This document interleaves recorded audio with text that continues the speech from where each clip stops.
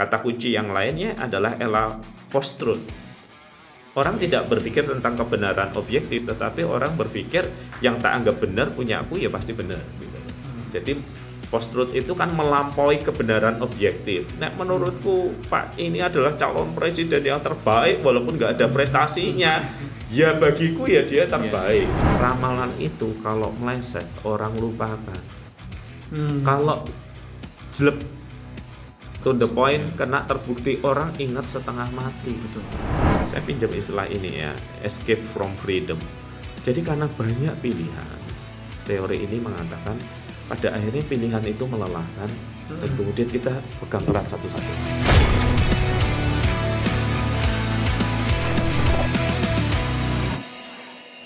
Oke teman-teman, selamat datang lagi di One Podcast. Kita hari ini di episode ke berapa kok Yudit? Nggak tahu, lupaan. Ke-8 ya? 8 ya? 8 kira-kira ya.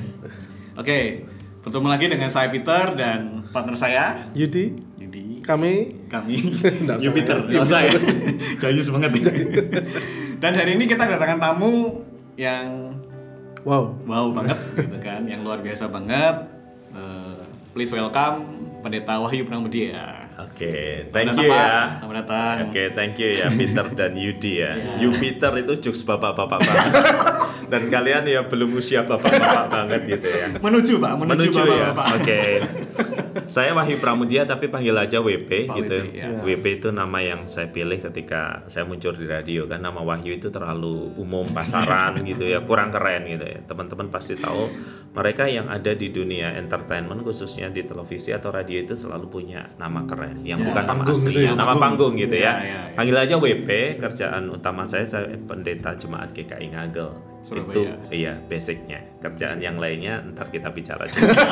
Tadi kita juga sudah bicara ya. Ya, sebelum ini kita udah bicara banyak sih. Iya. Tapi boleh deh Pak, maksudnya sharing sedikit lah Pak. Apa aja yang dikerjain selain jadi, maksudnya sebagai full timer pendeta gitu. Oke, jadi saya pertama dan terutama tuh saya selalu ngomong saya pendeta jemaat. Iya. Gitu ya. Kemudian saya pendeta jemaat yang menekuni homiletik. Homiletik itu ilmu berkhotbah gitu ya. Jadi saya melalui Indonesia Preaching Ministry, saya melatih banyak hamba Tuhan di berbagai pelosok Indonesia untuk berkhotbah gitu ya. Saya juga jadi dosen homiletik dosen tamu di Saat Malang untuk homiletik. Terus terkait dengan homiletik ini, saya juga ngelakuin yang saya seneng gitu ya. Ngelakuin yang saya seneng itu lebih enak tuh ya. Saya mementor beberapa teman pengkhotbah gitu ya. Jadi kan belum tentu saya lebih hebat dari mereka loh. Tapi kita tahu kan sehebat-hebatnya pemain sepak bola, pemain golf, dia butuh pelatih. Pelatih yang bisa ngasih tahu ini bagus ini. Jadi kalau disebut saya ngajar, melatih homiletika itu bukan berarti saya bagus banget gitu, enggak. Saya pelatih aja, saya trainer gitu ya. Nah sekarang saya juga lagi menempuh program Doctor of Ministry di bidang homiletik juga di South Hamilton di Gordon Conwell di Amerika. Gitu ya. Jadi satu sisi hidup saya untuk berkhotbah, sisi yang lain untuk pendeta jemaat, sisi yang lain untuk menulis khususnya hal-hal yang terkait dengan relasi. Gitu. Ya, dari situs Ribut Rukun, dari .com.net, kemudian dari situ saya punya inspirasi untuk kayaknya saya mesti masuk di berbagai platform media sosial. Ya, jadi itu ada YouTube, Spotify, TikTok juga ada. TikTok juga ada ya? TikTok juga ada. Lumayan kok, lumayan rame 2.500-an kan lumayan ya. Organik ya, 2.500 organik gitu ya. Twitter saya nggak terlalu aktif sih gitu. Jadi sekarang Facebook, Instagram, TikTok gitu. Main di situ. YouTube pasti dan Spotify. Kurang lebih gitu, Jupiter. Jadi malah ya. Hari ini pasti kita ada tema khusus yang kita akan bahas ya teman-teman ya. Seperti biasa, apa itu Ko Yudi? Ko Yudi biasa yang awal Pak, yang awal Pak. Lebih kebapaan ya. Ketuaan. Kita mau ini Pak, mau bahas tentang akhir-akhir ini kan banyak dibahas tentang ketakutan atau ancaman di tahun 2023 itu mengenai resesi, sehingga apa yang akan terjadi di finansial, di akhirnya finansial itu mempengaruhi di kehidupan sosial, keluarga, segala macam lah akhirnya. Itu kan sudah banyak ditanggepin juga sebenarnya oleh mungkin youtuber juga, dan akhirnya malah jadi sempat ramai juga maksudnya antara pro dan kontra itu. Ini kita pengen bahas sama Pak WP ini bagaimana pandangan Pak WP sendiri tentang resesi 2023 itu sendiri. Dan tentunya mungkin sama yang akhirnya jadi ramai pro dan kontra itu. Gimana ya? Ya, saya tertarik untuk membahasnya. Saya pakai pendekatan yang pernah dikatakan oleh Thomas Friedman ya. The world is flat ya. Dunia itu datar, dunia itu bukan dalam arti bumi, tetapi itu metafora bahwa semua sekarang udah datar gitu ya. Siapa orang lewat internet dan berbagai platform digital sosial itu bisa menyuarakan suaranya. Jadi ketika kita mendengar sebuah keriuhan di media sosial, pertanyaan pertama adalah siapa yang pertama kali mencetuskan keriuhan ini? Nah, kita nyebutnya influencer nih. Nah, kita harus kritis untuk berpikir influencer ini ngapain sih dia ngomong ini? Dia ingin setelah keramaian itu dia ingin apa gitu ya. Nah, jangan-jangan di balik keriuhan yang dia timbulkan itu sebenarnya dia sedang soft selling, dia sedang menjual sesuatu. Setidaknya dia sedang menjual dirinya dan programnya dan yang lainnya gitu ya. Karena misalnya YouTuber lain misalnya yang serius seperti Profesor Renat Kasali kan dia ngomong gitu ya. Selama pandemi tahun 2020 itu kita itu sebenarnya udah resesi, dalam arti 2 kuartal itu pertumbuhan kita negatif. Tapi nggak ada ribut-ribut, nggak ada rame-rame, life goes on gitu ya. Jadi saya mengajak kita yang nonton podcast ini untuk mikir tiap kali ada sesuatu yang kemudian boom viral itu, pertanyaannya ini siapa? Ini dalam rangka apa di boom dan diviralkan ini? Saya kasih contoh yang rada seru ya, misalnya gini. Setelah kasus yang dengan pihak tertentu yang berkelanjutan di pengadilan itu kita capek ya. Kemudian boom soal resesi, terus boom soal kebaya merah gitu. Nggak usah dicari, pokoknya kita ngobrol aja sesuatu yang kemudian viral dan trending. Kalau kita polosan kita akan ngelihat, ini sebenarnya kok ini boom gitu ya. Tapi kalau kita ngelihat dari kacamata yang lebih konspiratif gitu ya, kita pasti akan berpikir siapa di balik semuanya ini gitu. Misalnya percakapan tentang isu resesi tadi selalu dilakukan menjelang akhir tahun. Selalu gitu. Kenapa selalu menjelang akhir tahun? Karena kita secara manusiawi kita takut dengan sesuatu yang kita tidak ketahui. Dan teman-teman yang podcast dan bergerak di medsos tahu salah satu kunci dari viralitas adalah menyentuh rasa takut manusia. Nah, jadi fear itu adalah emosi yang paling penting yang bisa disentuh dan kemudian membuat percakapan itu menjadi viral. Nah, percakapan viral itu kan gaduh gitu. Dan orang di era medsos ini selalu menganggap gini, kegaduhan, hal-hal yang mendapatkan perhatian dan viral itu ekuivalen dengan kebenaran.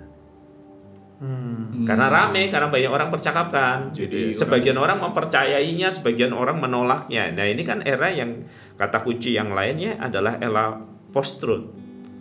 Orang tidak berpikir tentang kebenaran objektif, tetapi orang berpikir yang tak anggap benar punya aku ya pasti benar gitu loh. Jadi post-truth itu kan melampaui kebenaran objektif. Nah, menurutku Pak ini adalah calon presiden yang terbaik walaupun nggak ada prestasinya.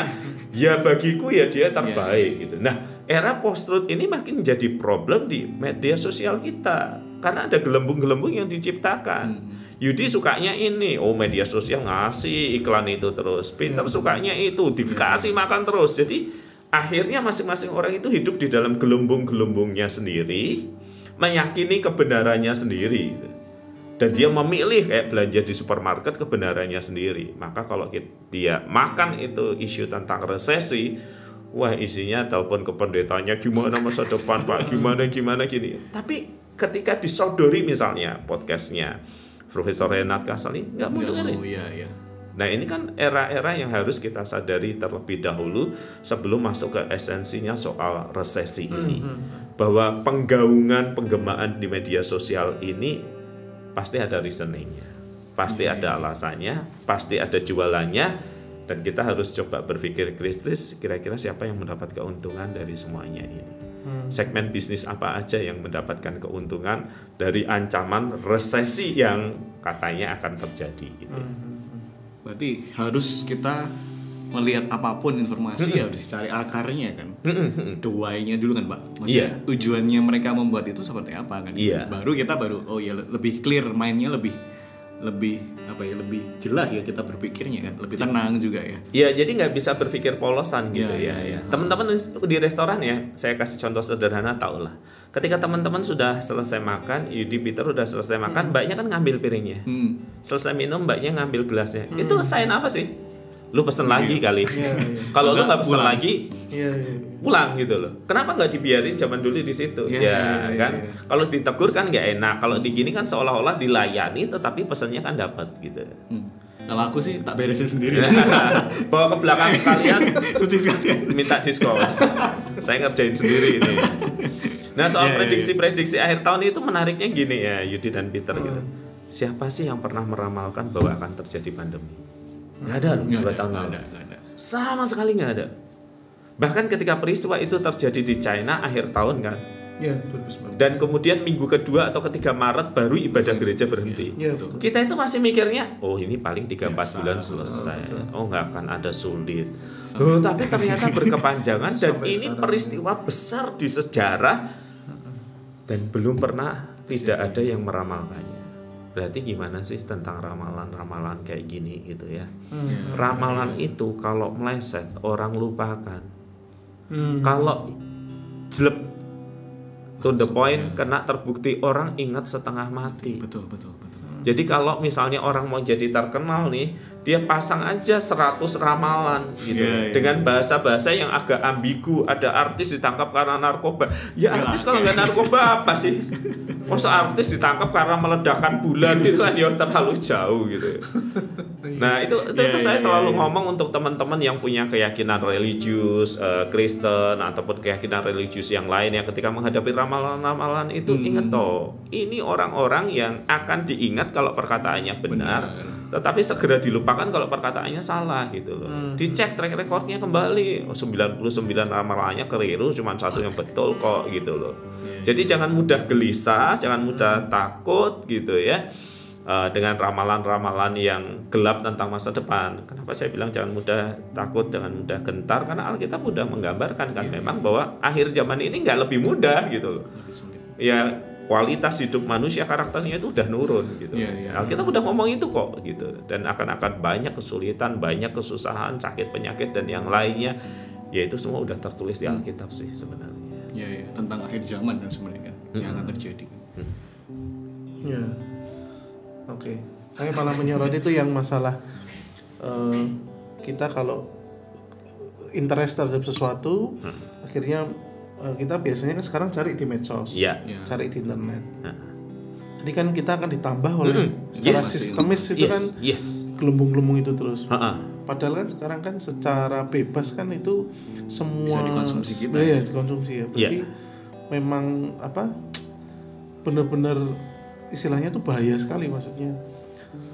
Pemahamannya tuh bisa benar-benar bertentangan sekali ya. Iya. Dan orang itu dikungkung dalam gelembungnya ya. Saya kasih contoh gini ya. Saya kasih contoh yang sangat konkret begini. Misalnya gini.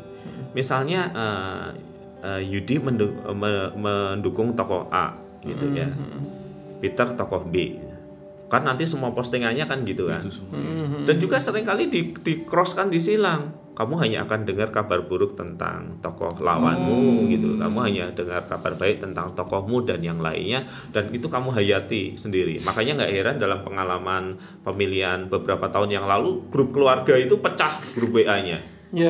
Pecah berkelahi, ujung-ujungnya satu jadi pemimpin, satu jadi anak buahnya.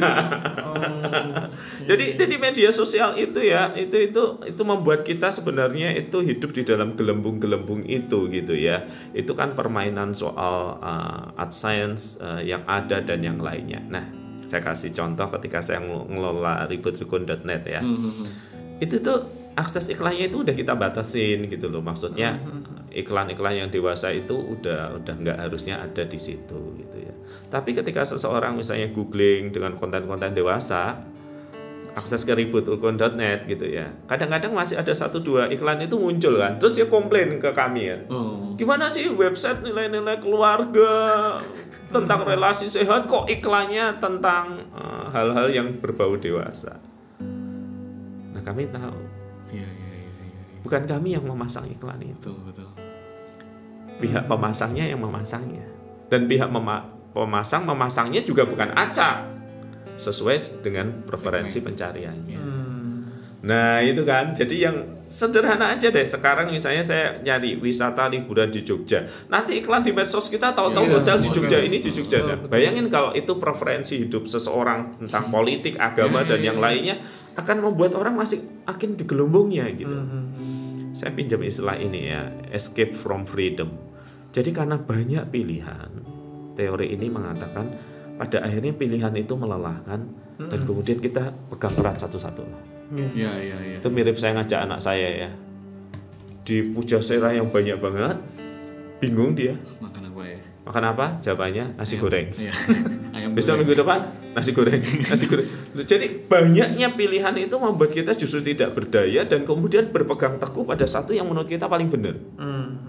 Dan kita terus hidup di gelembung itu gitu ya.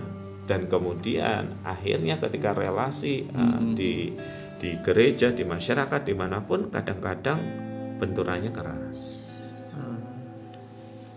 Dia tidak bisa membedakan ini truth, ini kebenaran, ini kebenaran yang dipabrikkan, ini hoax, dia telan semua sebagai sebuah kebenaran. Ngeri. Nah, kita udah menyaksikan beberapa tahun yang lalu di salah satu tempat di ibu kota itu yang disebut politik identitas itu di lapangan galak, di media sosial luar biasa gila. Nah, di sisi yang lain manusia itu kan haus sensasi. Di gerejaku gitu-gitu tok. Gitu-gitu terus itu. Sebagus-bagusnya gerejaku itu ya nggak ada seperempatnya gereja lain. Tapi nanti kalau ketika dia pindah ke gereja lain paling tahan 2 tahun tiba ya gitu-gitu tok gitu. Nah, ini unsur media sosial itu memanjakan memanjakan diri kita dengan hentakan-hentakan. Lucu, ketawa, nangis itu dalam beberapa detik. Sementara di dunia nyata emosi itu jalan lebih pelan kan. Jadi masyarakat ini berubah, sementara gereja-gereja terengah-engah dan kehilangan visi. Apakah kita harus mengikuti perubahan ini, atau apakah kita stay pada bentuk kita yang dulu?